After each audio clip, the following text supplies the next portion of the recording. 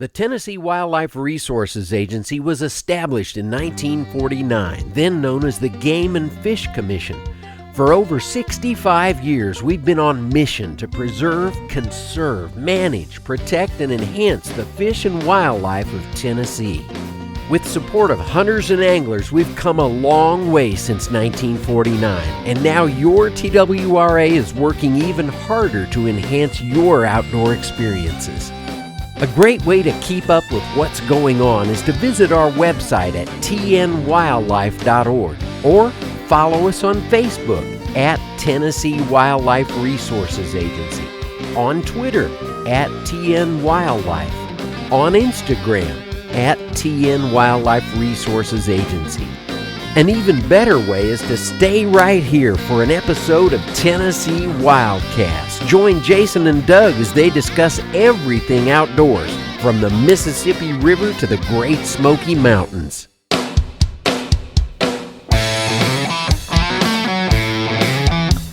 So now it's time for Tennessee Wildcast, live from Studio B at the TWRA headquarters in Nashville.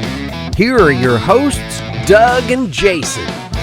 Hello, everybody, and welcome to this edition of Tennessee Wildcast. I am Jason, and this is the podcast for the Tennessee Wildlife Resources Agency. And my host looks a little bit different today. It's not Doug, it's Mr. Barry Cross. I'm just a little different, yeah. Come on in there, Barry. I can't hear you. I'm just a little different. Doug's better looking. Oh, I don't know about that. We won't talk about looks today. But we thank y'all for being with us. It's going to be a good show. We're excited. We got a special guest today, and we'll announce that in just a minute. And it's going to be a lot of neat topics today. A lot of cool stuff to talk about. But first, it's a different kind of show today. Different kind of show. Yeah. First, we want to talk about the upcoming events, current events that's going on at the agency, and the hunting guide is out. Everybody's always anticipating the hunting guide, and they are here. They are currently being distributed by our wildlife officers to all the agents around the state. So if you're looking for a guide, they should be there soon if they're not already there. And I wanted to say on the internet, on our website, tnwildlife.org, at the very top of the page, you'll see 2017, 2018, you can't miss it, hunting and trapping guide. If you click that, and then go to the next screen, click the guide, and I'll make it easy. I've already got it up here. There you go. And that's a great way to just always have it with you. You got your cell phone all the time. You can click on that, go to whatever you're doing at the time, and find out the regulations for any WMAs, find out any regulations for the hunt that you're going on. It's always there for you. Yep. And I wanted to highlight page 8, licenses. Page 6, what's new. That's what you're looking at on the screen right now. Page 20 is where the big game stuff starts. So those are a few highlights on the hunting guide. And be sure to check out all those new things. Just familiarize yourself with them, because some of them you can't get in trouble with us if you're especially with the chronic wasting and the carcass importation. We want everybody to pay attention to that this year. That's one of the big new changes for this year. So that's the hunting guide. And do you like to hunt sandhill cranes there, Barry? You know, I've never hunted sandhill cranes, but I hear they're what do they call them? The ribeye in the sky? Ribeye in the sky, yeah. If anybody wants to take me or cook me dinner. Well, first you've got to go to the Sandhill Crane drawing on August 12th, and there's about 1,200 tags available. 400 successful folks will be drawn on that day, and any remaining tags will go into the pot for the computerized drawing, which is September 6th through the 27th. And that hunt's been pretty successful since it started, so I think it's a great hunt that we've implemented, and the hunters have responded well. So that's another upcoming event. Dove season is around the corner. Fields are coming in. We'll have those on our website soon. A lot of the WMAs got the food plots are looking great. They're already making preparations. So if you're looking for a hunt, you can find them on our website. Yep. Those will be out there, and that's always September 1st at noon. So that's always the opening day of dove season.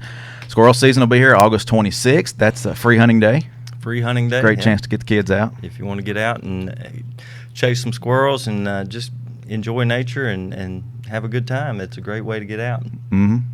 And the last thing, elk draw winners. I think I won this year. You think so? Yeah, no. I don't know about that.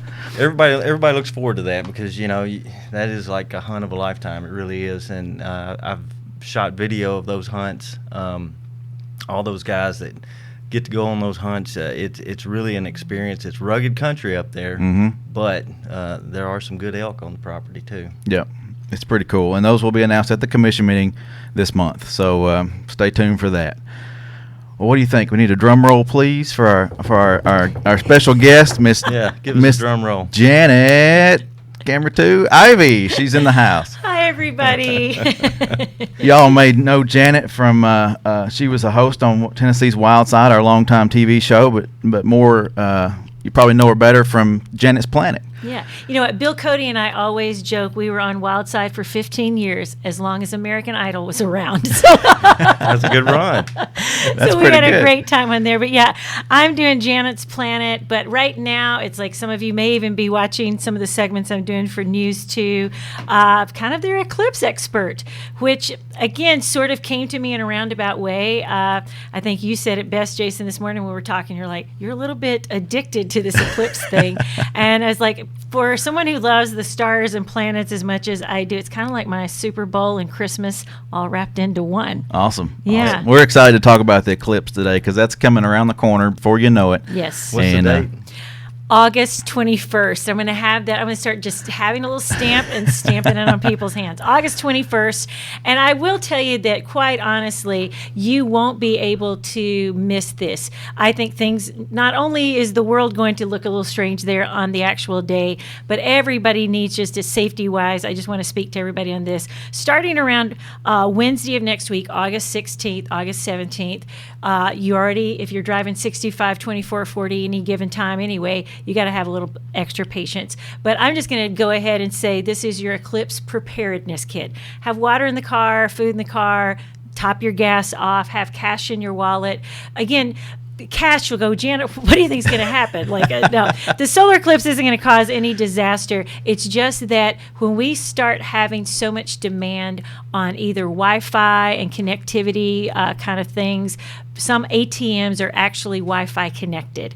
So if you were to find yourself needing to buy something in somebody's ATM, or just volume, and the ATM doesn't have any cash it's spitting out anymore, just some ways to, again, it's a little kind of Y2K planning. It's like this way you'll have it all in the car and like, what was that crazy girl talking about? But you won't be able. But I think you will start to see a volume of traffic. Places like Gallatin are expecting 300,000 people. White House, Tennessee is expecting to either double or triple its population. And Nashville proper right here could potentially get anywhere from 300 to 500,000 to perhaps even 1 million people.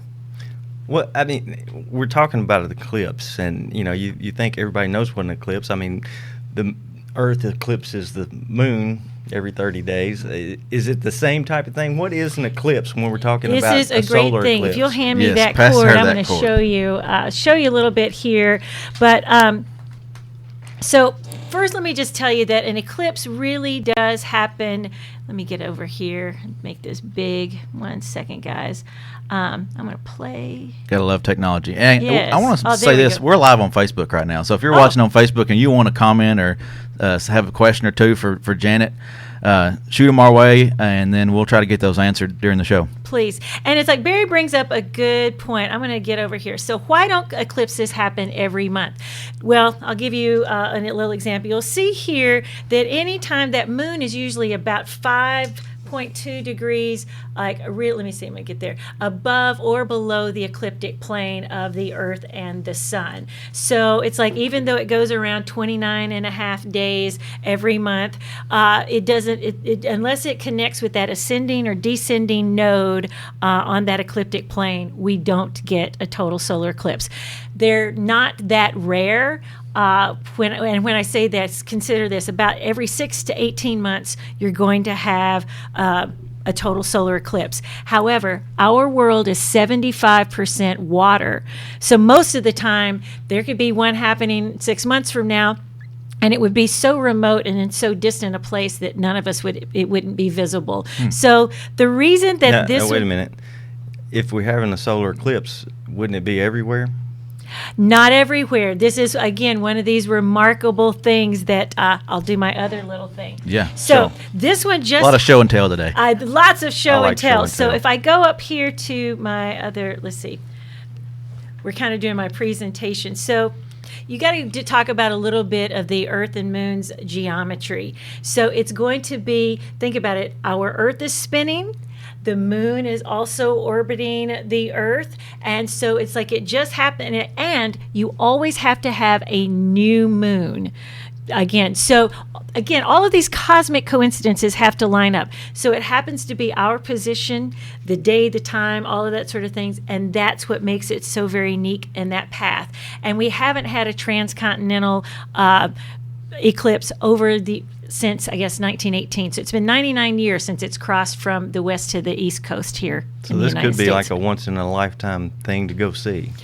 It's absolutely. Now, I will tell you that there is another one coming in 2024. Carbondale, this one, the 2017 total solar eclipse comes through Carbondale, Illinois. In 2024, another one kind of solar eclipse is going to come down, but it's almost going to kind of come down from Maine and go through the middle of our country, down through Texas into Mexico. But again, it won't cross the entirety of the United States. The last total solar eclipse, Tennessee wasn't even Tennessee, but they know for certain it happened in 1478, where Tennessee would have been. And another total solar eclipse won't happen in Nashville until 2566. I'll be 499. Wow. But again, I just want to, to this wonderful geometry and crazy coincidence. So you have to have a new moon. You have to have the moon, actually, its orbit has sometime altered. Again, nothing's perfect out there. You know, it's like it's going around and there's a little bit of a tilt and change there. It has to be on the ascending or descending node on the ecliptic plane in between the Earth and the Sun. And then you'll see in this image right here that, again, normally 5.2 degrees above or below us, and we don't get one. But if we go back over here, this is what... And depending on kind of like your faith and spirituality and stuff, maybe it's no coincidence at all. But get this, our sun is 400 times the diameter of the moon, but the sun is 400 times further away. That's why they can look like they're the very same size, and the moon can actually completely cover the disk of the sun. So it's going to be remarkable. I've only ever seen a partial.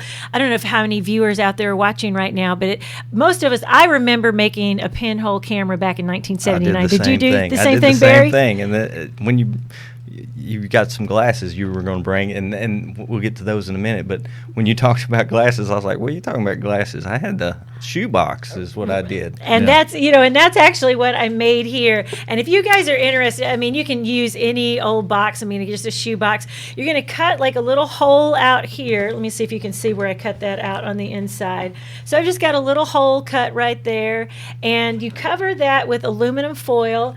And then on this other end, the good news for me, it was already white, but I put a little piece of white paper. There I go. There you go. That's it. And then you just poke a hole through it. I just used a toothpick. That was as easy. And then I saw this amazing. Now you'll see sometimes they'll also cut another hole here, and you could just view the shot of it. But this physicist told me he's seen 5 solar eclipses, so I trust him. He said he loves kind of cutting a hole here, so it's almost like you can really kind of watch it like a camera.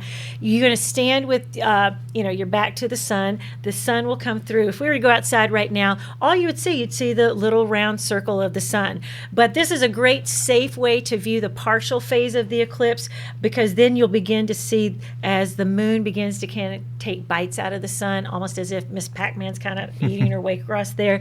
You'll begin to see crescent suns, and this is a great, safe way to do that. Now, I live down in Murray County. Am I going to be able to see it? Because you said you are going to be about 90% partial eclipse, and I have heard that the difference between a partial eclipse and a total eclipse really is night and day. That there's nothing like seeing what almost looks like a hole in the sky or the eye of the cosmos. It's the only time the sun's corona is visible to us. I will tell you that if we let me bring up a map here of. Let me see if you guys can see this here. And you'll see, I'm going to go ahead and fit this to the full screen. But it's like anything below Concord Road, you're out of luck. You're only going to get a partial eclipse. So it is going to be worth the drive to get in this, what we're calling the path of totality. And that is... Oh, that sounds good. Yeah, I know. Path kind of sounds like a wrestling term. Like, should have a I'm going to path of totality. We really should. Can you do that, Jason? The path of totality. And...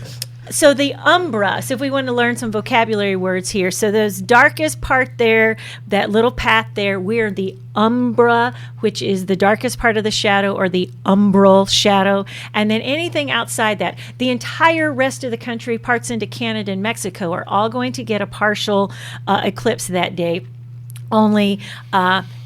it's like it won't completely go dark. There will still be a sliver of sunlight. And even at 90% partial, you're still going to have to protect your eyes. Think of this, guys. It's like when the sun is so bright and it's like it can literally give you macular burns. There was one optometrist I read a story about who said that he actually treated a patient who had stared up at the partial phase of an eclipse too long, and there was actually a burned-in crescent in his retina. Wow. So it's like your eyes are super delicate, and you just want to be safe with this stuff Like your and mom play it always safe. said, don't look at the sun. Don't look at the sun. And again, nobody, I think, nobody's going out there and going to stare. But what's going to happen as that sun, as that moon begins to move in front of the sun, your curiosity might overtake your common sense. And it will become less and less uncomfortable to look. But again, if you haven't already gotten Does it do them, the same damage as it becomes less uncomfortable? you're still going to it could cause blurry vision, permanent blindness, macular burns. I mean, we're talking serious eye damage. And so, I had somebody else say, and they're like, so Janet, if I drink a lot and wear my sunglasses, and I'm like, sounds like a real recipe for disaster, but I'm just here to tell you what to do.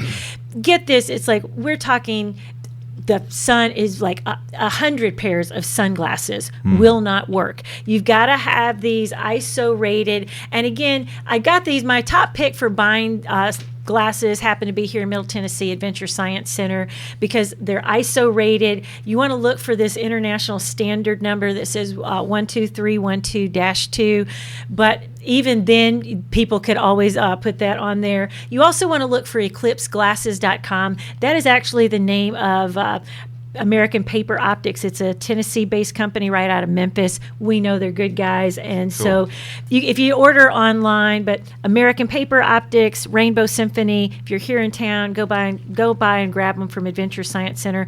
Walmart, Lowe's, Kirkland's, Toys R Us, Flying J, they all have them.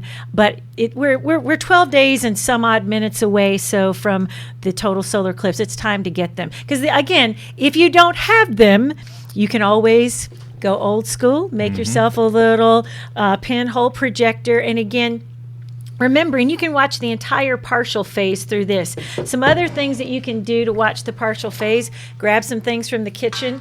Again, always standing with the sun to your back. Let this be my sun. And you'll begin to see a splatter of little crescent suns. Here's one of the best ways that I've heard to view the crescent suns during the partial phase.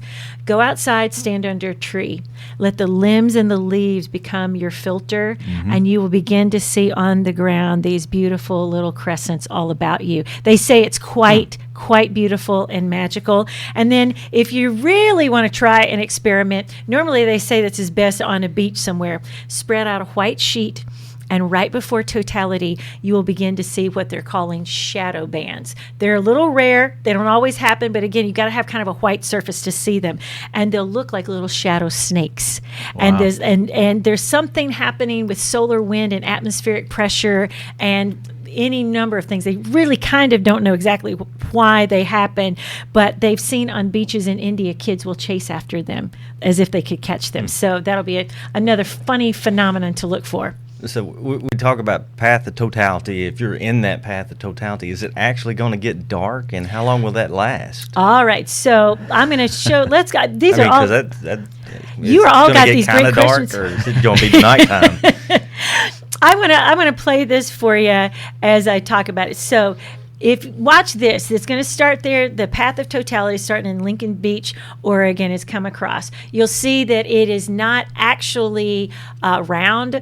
The moon has, craters and mountains and all those limbs on there. So it's more like a polygonal shape. The shape will change, and that shadow will change some as it intersects with our own topography.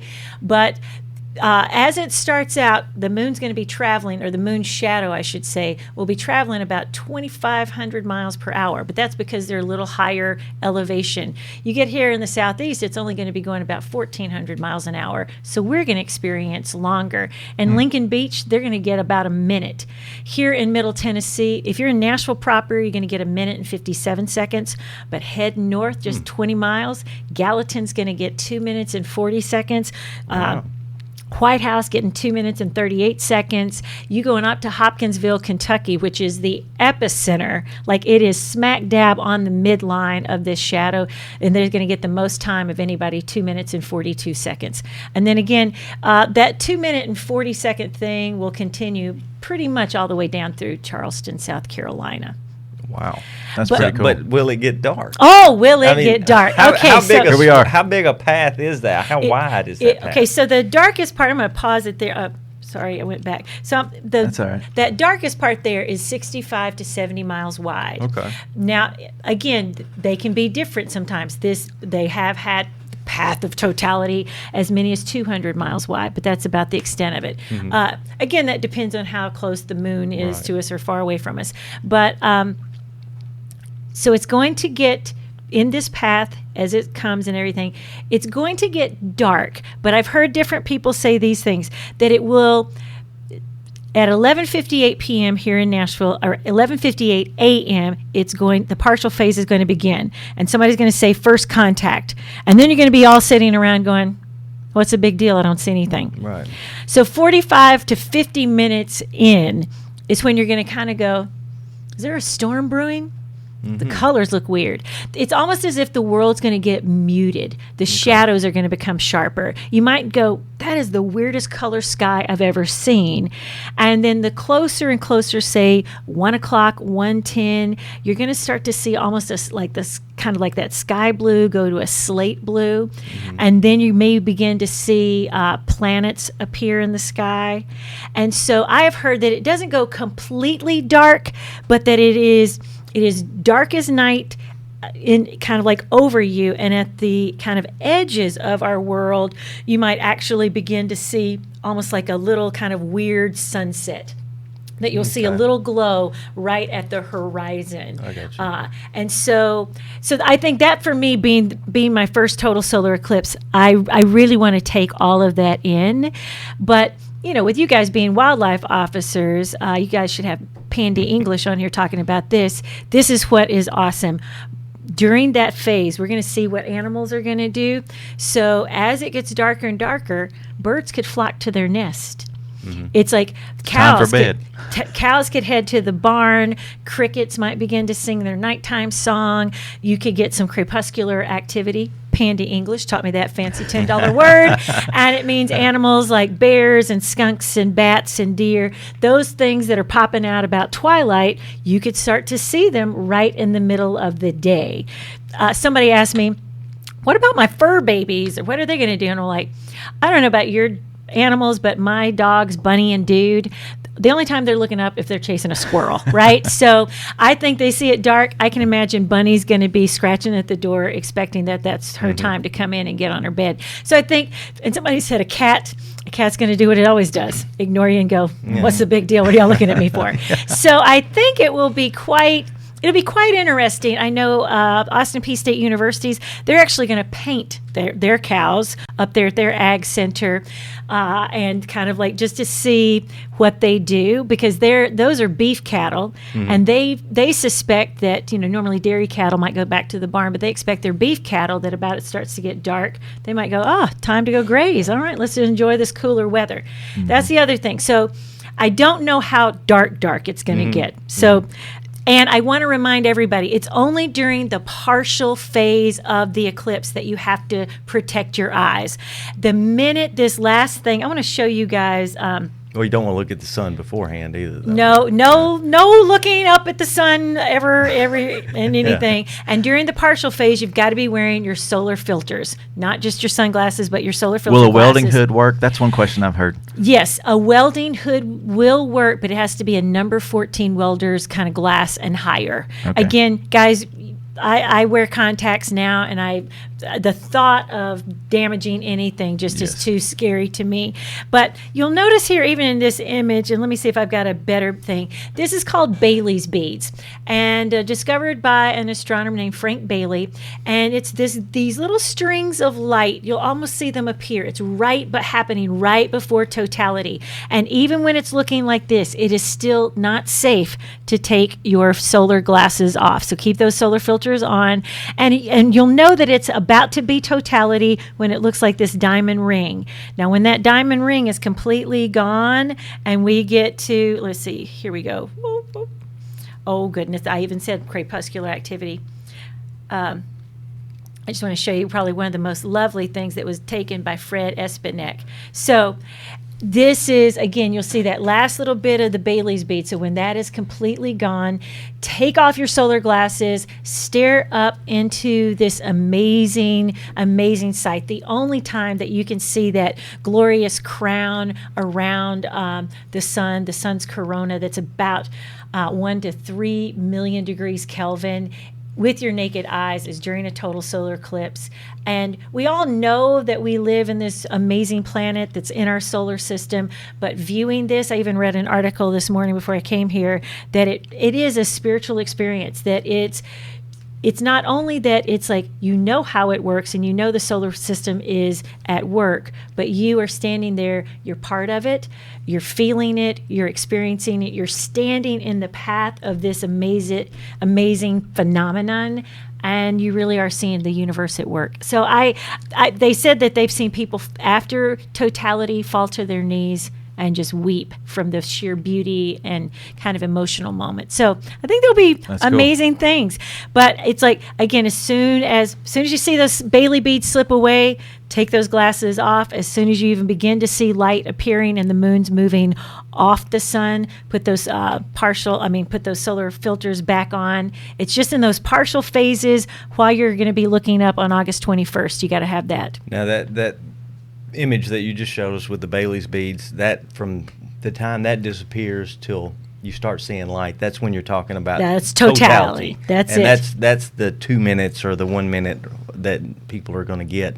But the eclipse actually starts at 1:11. Well, okay, so it's like the partial phase. This whole thing probably will take about 3 hours. Okay. So for us in Nashville, 11:58 is the time. And I'll tell everybody there's a great thing called the solar eclipse timer for $1.99, and it's amazing. You could, like, if you've got a party or you're going to be out on the boat, you could put that thing in. It will call it for you. It will tell you when to put your glasses on, when the Bailey's beads. It's amazing. That's cool. But what you want to do here, again, is just remember, at 11:58, it's going to begin. 80 to 90 minutes later, at 1:27, that's when totality is going to begin. Give or take. Again, don't rush. If you're seeing any bead of light, keep those glasses on. At 1:29, that bead of light will come back. Put your glasses back on. They say when we're looking at this image right here and we're just staring at the corona, the light from the sun won't be any brighter than moonlight. That's why it's safe to look with your unaided naked eyes up at a total solar eclipse. That is so cool, and it's something to see. I think I've got to take the day off. So. Where's your boss? But I mean, it really is. It's something to see, and but you can't stress enough the safety issues around. The safety issues, and especially if you are a fisherman. It's like I am not much of a fisherman, as you guys probably saw on Tennessee's Wild Side. I will hike the earth. I could walk to the moon if you asked me to do that.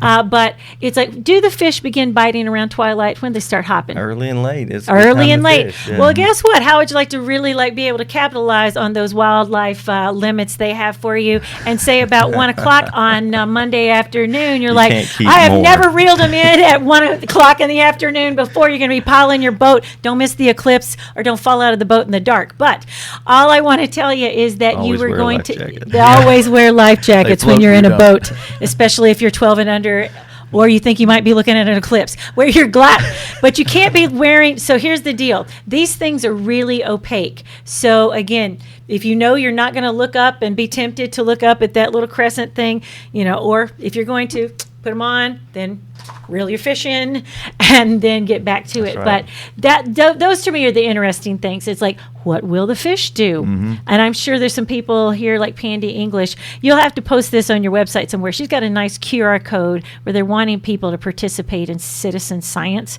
NASA also has something called Globe Observer that you can let them know what you observed, what birds.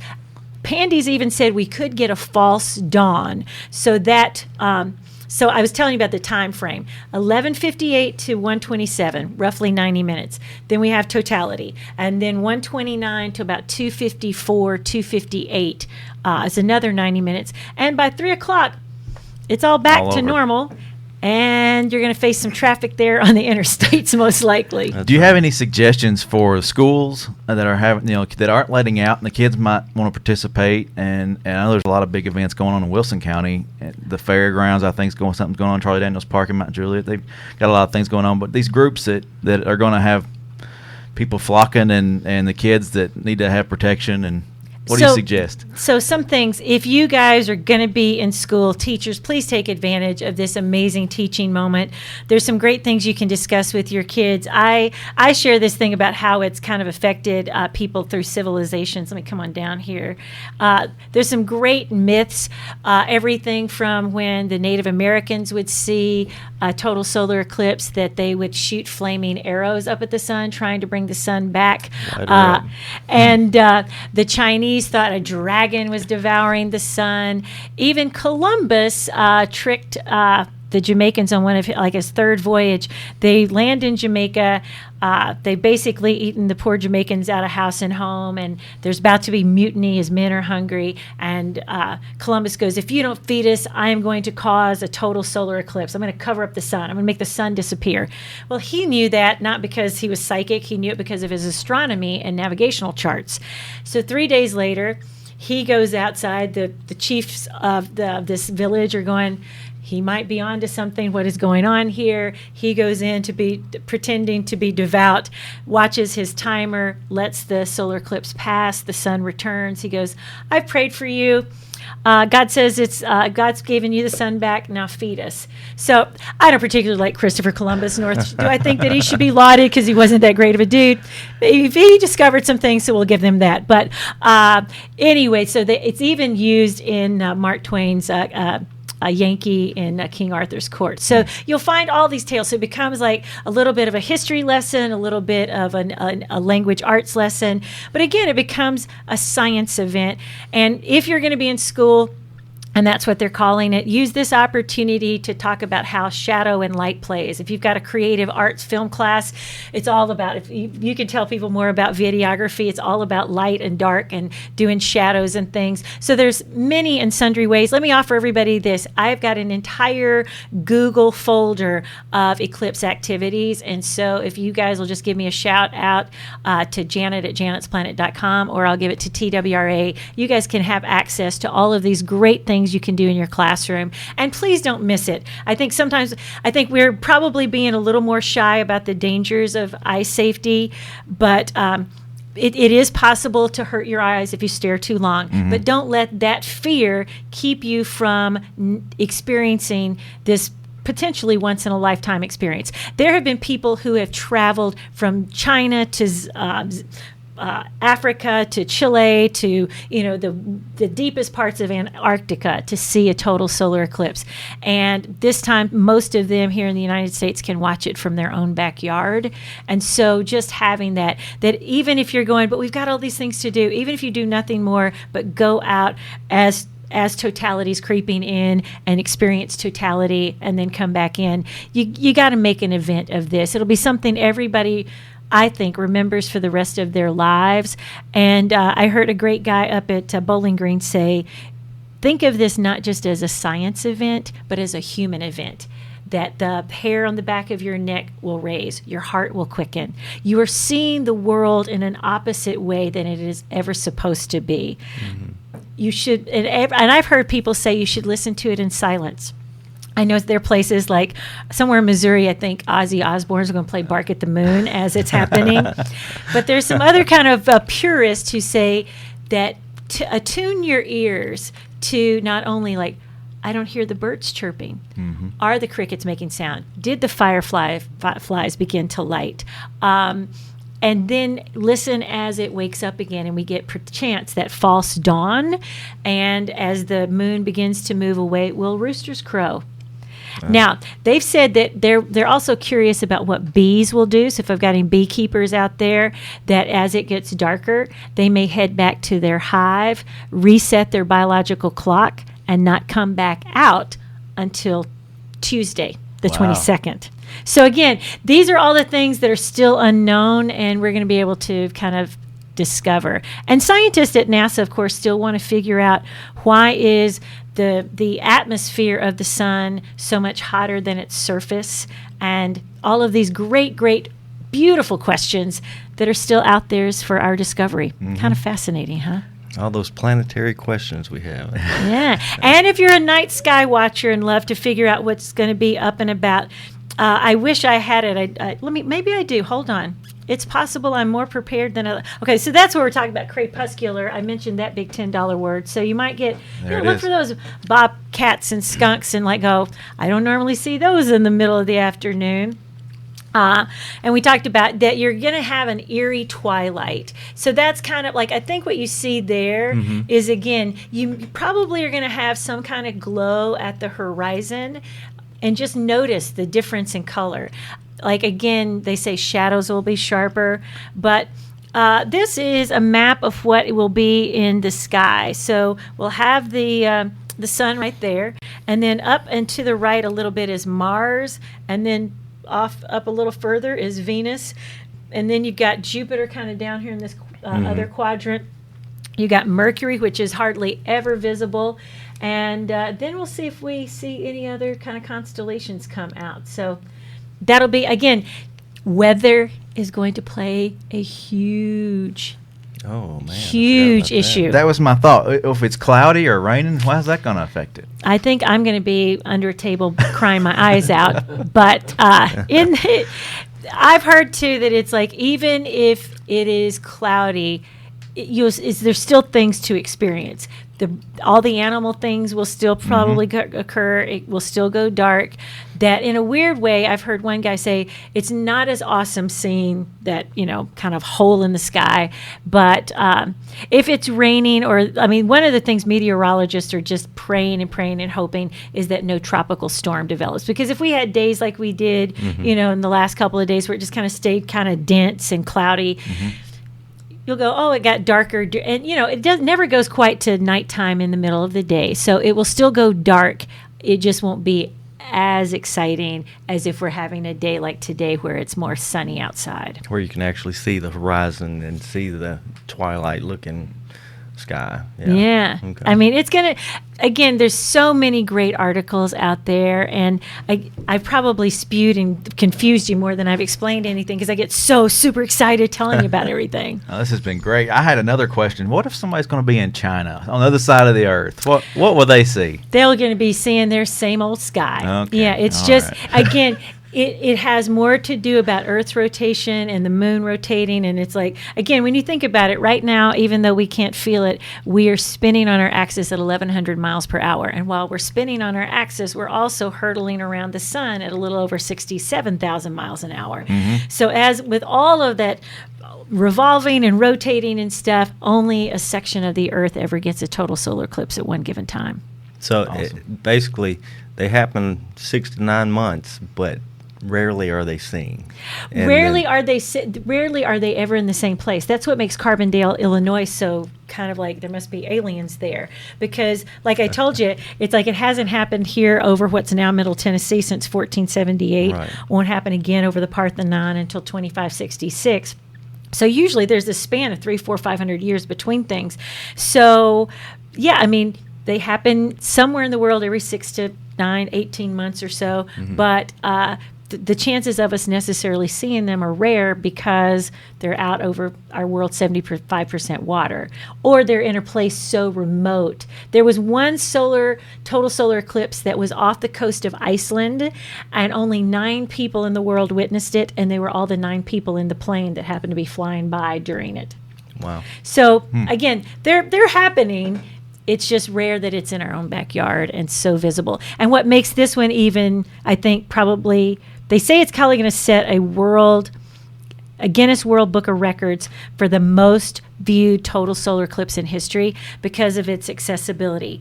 47 million people live within the path of totality, or live within a day's driving distance of the path of totality. If you go to greatamerican.com, you'll see they've got a great traffic app that I highly recommend you guys pay attention to that day if you decide to travel. But the only other state other than Tennessee liable to see more visitors than us is going to be South Carolina. And again, it's accessibility. It's like it's not that far, 7 or 8 12-hour drive, not that far, when most people have had to pay $1,500 for a ticket to go to China or Antarctica or spend a week out on a glacier somewhere waiting for it to happen. So yeah, it's going to be massive. Yeah. And to that point, let's just drive home again the safety. Be prepared. If you're going to go somewhere here in Middle Tennessee, if you live below the midline, you're going to go out in the lake. You guys get up, plan your trip, get up early, get the kids early so y'all can sleep in the car. We'll get there. And also everybody bear in mind to have a bit of patience. Later this afternoon, I'm talking to some trucking companies and truck drivers.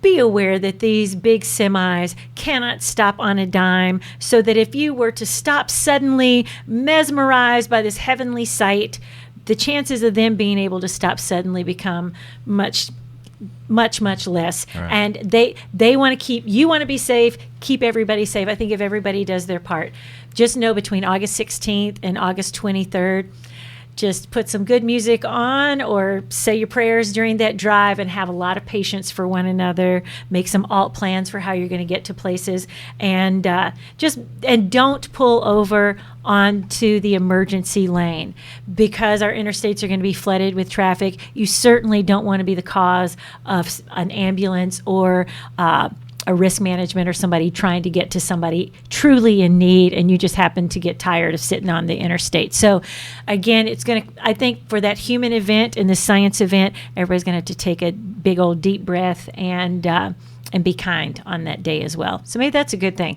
There is a tradition in one of the Batam Maliba tribes from Indonesia. They thought that an eclipse was a good time to have a teaching method, that it must be that the sun and the moon were in arguments, and that the only way to resolve the sun and moon's conflict is if all the people on Earth behaved well. So behave well, everybody. All right.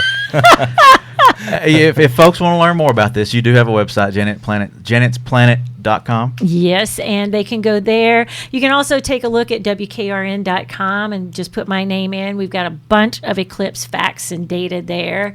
I just want everybody basically to be able to go out, enjoy this day, and remember it. It's like kind of like put this in your memory books. I think it's going to be that profound, and hopefully maybe you'll find some future wildlife officers out there that get intrigued by what the animals are doing. Or maybe you'll find some biologists or researchers or engineers or scientists who decided this was so impactful that maybe science isn't boring after all. How does this rank? Last question. How does this rank in Janet Planet history? Oh yeah, it's my Christmas, Super Bowl, Valentine's Day, Thanksgiving, 4th of July, all wrapped into one. All right. Awesome. Outstanding. Awesome. Janet, thanks for being here. Well, It's been thank great. you for having me. A lot of great as you guys information. noticed, I totally dominated the thing. I'm so passionate about this. So that handsome little Barry didn't even get to talk. I'm so sorry. Oh, Barry, you did good. You Oh, did yeah. good. All right. Thank you for coming. See, Barry, I made you look good. All you do is just sit there now and I'm smile at me. Barry was our good old photojournalist on Tennessee's Wild Side. We spent many a day traveling around the state telling great stories about what TWRA does. And always TWRA holds a special place in my heart. Thank you for those many years of getting to tell people great stories about our state. Thank Good you. deal. Thank you. All right, folks. Thanks for watching this edition of Tennessee Wildcast. You can catch it at TNWildcast.com, TNWildlife.org. Check out our Facebook page. Check out our Twitter page. Check out our Instagram. Keep following us. And thanks for watching. And thanks, y'all, for tuning in on Facebook. So we'll see y'all next time. Get blinded by science.